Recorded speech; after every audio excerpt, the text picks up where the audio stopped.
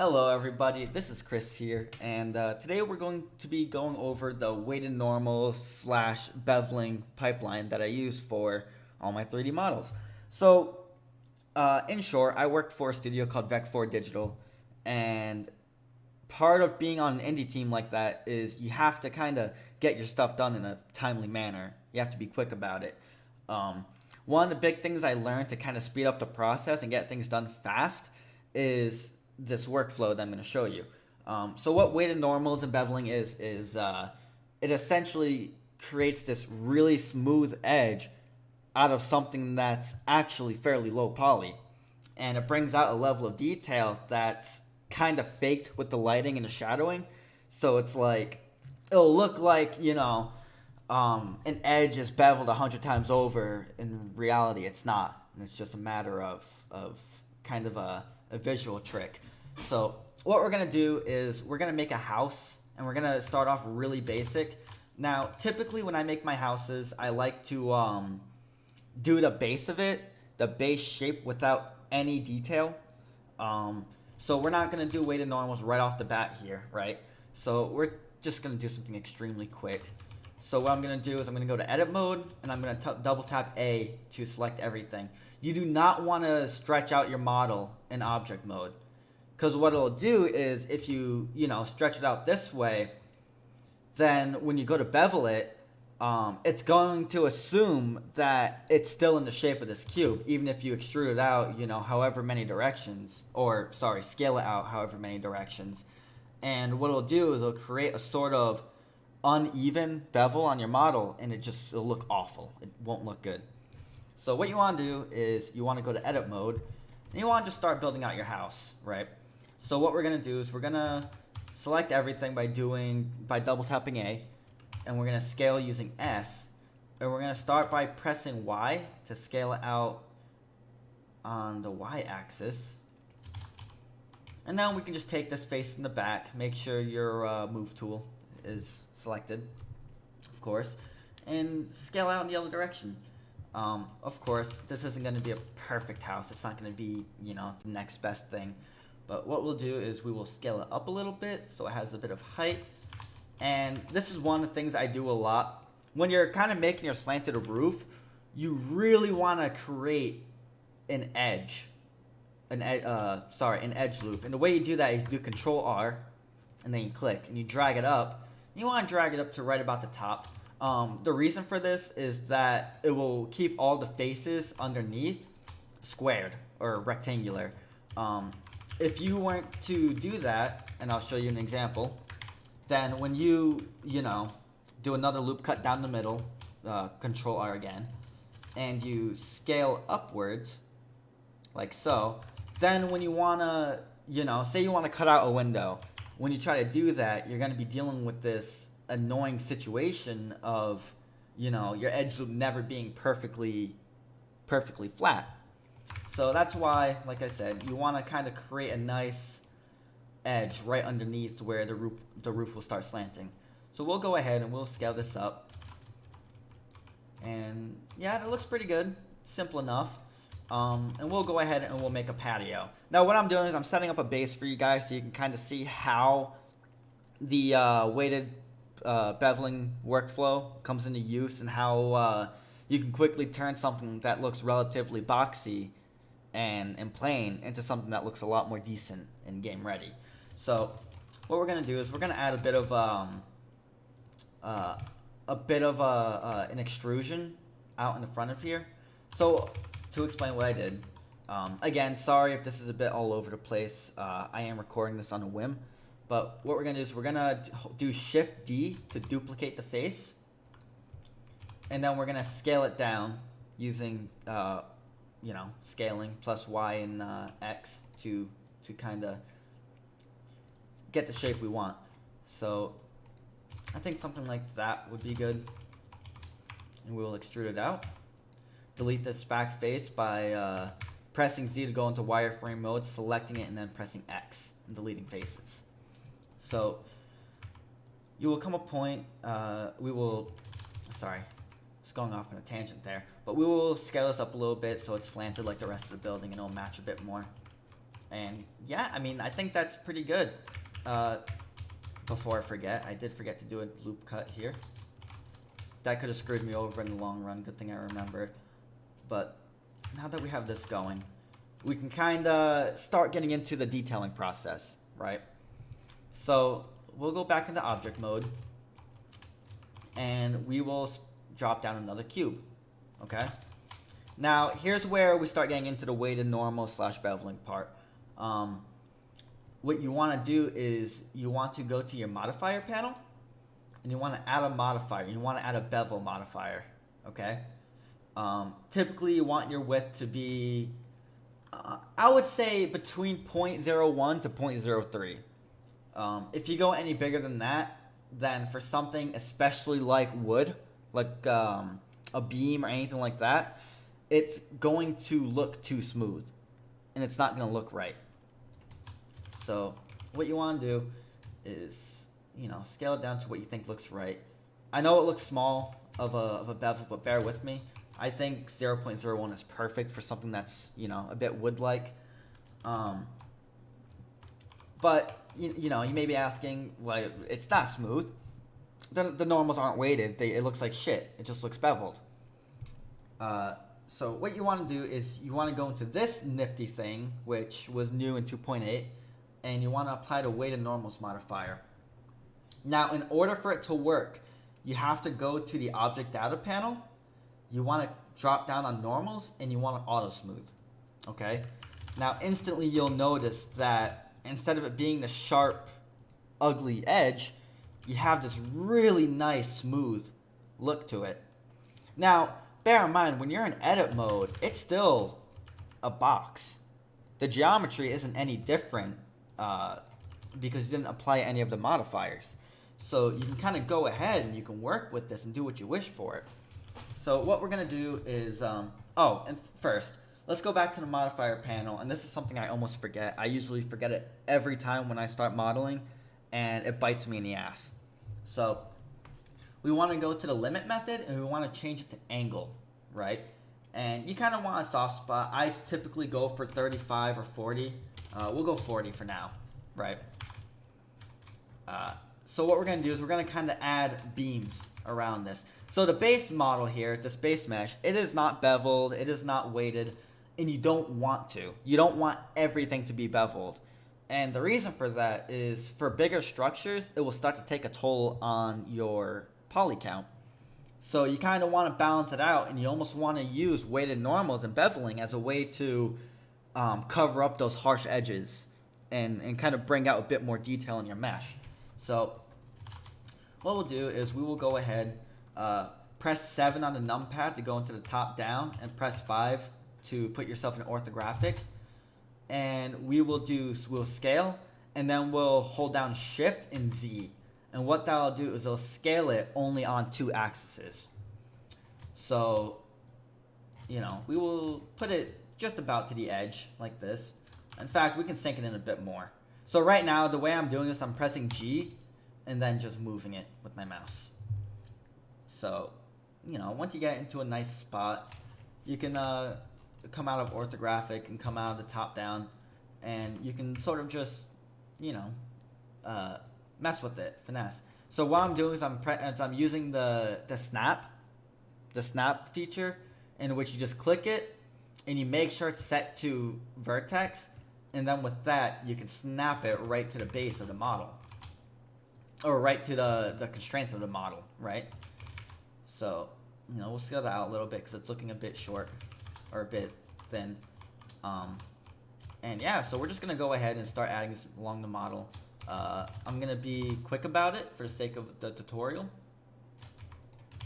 Go into Z, or go into wireframe, which you do that by using the hotkey Z, and we'll just start scaling it out and kind of detailing the model, So add it along all these edges. Again, for the sake of the tutorial, it's not perfect. I'm not trying to make it perfectly symmetrical or amazing, but for the sake of being quick on time, that's what we're gonna do.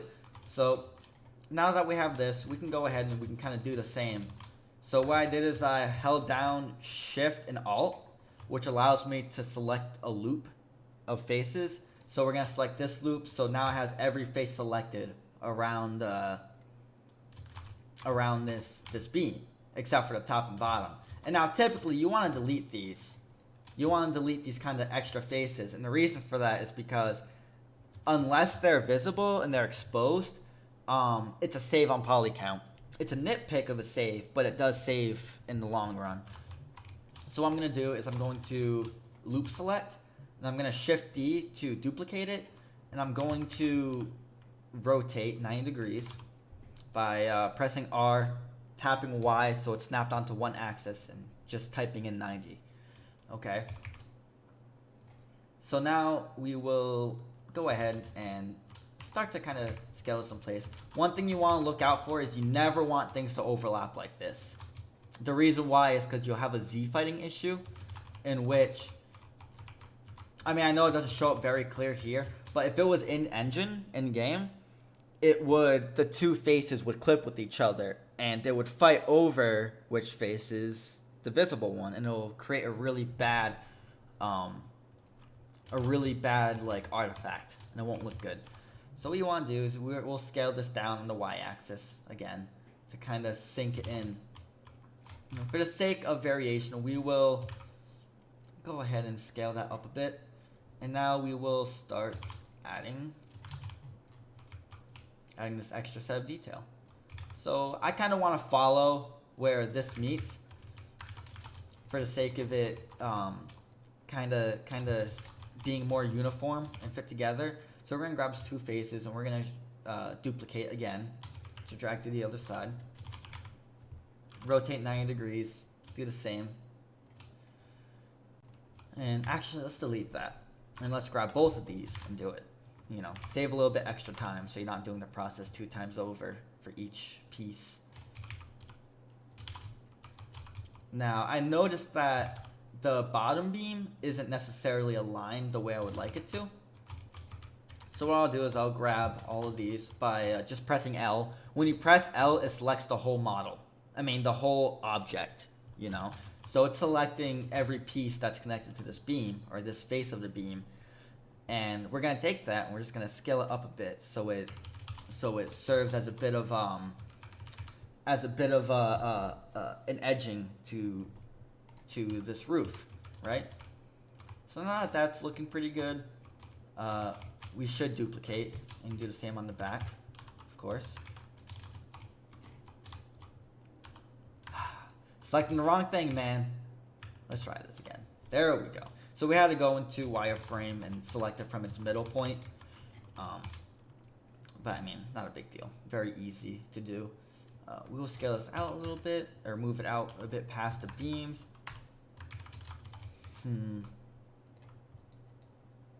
I wonder why it's trying to select the wrong thing so much. But regardless, we will select these, go into wireframe, because in my case it's being a bit finicky. Not sure why, but we're just going to move this out a bit so that it's synced into the mesh a bit more. And yeah, I mean, this is kind of coming out the way it should. Don't mind on my screen looking a bit weird. It's because I'm trying to work around whatever reason why it's not selecting the thing that I want it to. But, you know, we're going to go ahead and we're going to scale this out.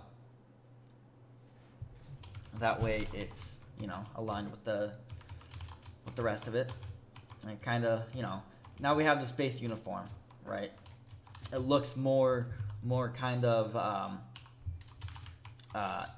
it looks like the pieces are starting to come together. It's starting to look less like a box and starting to look more like a structure, okay? And that's what you want. So we're going to go ahead and we're going to do the same thing here. And we're just going to kind of add these sort of beams to break up the base model and make it look a bit more, I don't know the word for it, just more built out, I guess. You're adding more detail, right? So we want to go ahead and we're going to do this. Go ahead to the front, Same thing, R, Y, or Z. I think I used Z that time around. And then just rotating it 90 degrees by typing in 90 on the keypad. So we'll go ahead and we'll select everything here. Now what we're gonna do is, and this goes for everything, you never want there to be hard edges on the bottom like this. No matter what, you want to avoid hard edges as much as you possibly can. And the reason for that is because, of course, if people see that and there's a texture underneath it, so say you have an interior space and, you know, say this is the wall of your interior space and then this is the floor of your interior space, then the texture here and the texture here are gonna clash and it's not gonna look good. So what you do is you just add a sort of trim to anything you can, and it breaks it up enough and it adds that extra level of detail in between it to kind of mask that look a bit better. It will come out a lot better looking in the long run. It's a small detail, but it's something you want to remember because it really helps when going for a realistic look. So we're going to do that for the rest of this model. We're going to go ahead, oops, I didn't mean to scale that. And we're going to select everything. We're going to hold down Shift and L to deselect that. And we're going to scale it down. Now we're going to do the same here. Of course. I don't know why the select tool is being a bit finicky right now. But regardless, we're just going to select everything and scale that down.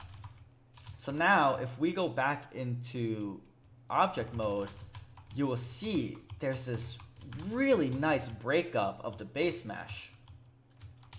And it ends up looking a lot less blocky and it looks more unified, right? And that's what you want. You want there to be some sort of like, you want things to come together, right? And you kind of want to design it in a way where you start with a base, a block mesh, and you add detail to it. You add layers to the object. And you know, when you do it that way, it allows you to get a better idea on what your model is supposed to come out to be, and you know, you just get a better result in the long run. So we're going to do the roof pieces now, and the way I typically do this is I select both pieces and I do E for extrude. I right click so the extrusion snaps back to where the original face was, and then we're going to do Alt plus S. And now what that's going to do is it's going to scale each part respectively. Okay? And the reason for that is because we want this face to be facing in the same direction as the rest of the roof. Because when it comes to a point where you're extruding it out and kind of, you know, making the roof extend further than the walls, it's extremely difficult to do unless you have a sort of face to work off of, like so. So we're going to select both of these. And we're going to Alt S to drag them out a bit. We're going to do the same here. So we're just going to select these. And then we're going to do E, right click, and then we're going to Alt S to drag it out. Right? So we'll do the same. Before we do that, let's add another layer. So what we'll do in this case is we'll extrude like this. And this is the really easy way to do it, but you know, just select all the sides, press E, right click, and Alt S out again. Now, typically you don't want to do that because it will make the edges unaligned. So if we go into, whoops, wrong thing. Oh, see, in this case, it actually came out perfect. But in a lot of cases, you will have a point where, say, you know, this piece, for example, would be out like this much, and these would be out a little bit further too, and it would create a bit of a misalignment. But in our case, it didn't do that, fortunately. But when it comes to that case, you can either just go to, you know, the snapping and kind of snap each edge to the actual corner pieces, or you can press E, right click to cancel it, or not cancel it, but snap it to its base origin. And then you can select each side manually and scale them out accordingly. Bit tedious, but it's not too bad to work around. But what we're going to do is we're going to select all these faces. You know, just using a combination of Alt plus S to select as much as we can in a short amount of time. We're going to continue forward. And you just want to select everything. You want everything selected. And the reason for this is because what we're going to do is we're going to split it off and we're going to add it to the weighted normals mesh. And, you know, it'll make it so the roof, you know, doesn't look as blocky as it is now. It'll look a bit more detailed. Now, this isn't necessary because it is a roof piece. It is the tallest piece. So people's distance from it might kind of negate the need to bevel it. But in this case, it does help. So it's not required. You can definitely just get away with leaving it like this and moving on. But in our case, I do want to, you know, show the process of extruding and working off the base and then bringing it over to the actual beveled model. So what we're going to do is we're going to press P to separate, and then we're going to do selection. So now this is its own mesh now. It's its own model. It's its own object, okay? And now what we're going to do is we're going to hold down Shift, and we're going to, after having this selected, we're going to select the beveled mesh. And now you always want to select the beveled mesh second. And the reason why is because if you select this, then it's going to take on the modifiers of the last thing you selected. So in our case, all these are gone now, right? So you want to do it from this way down. You want to do it from your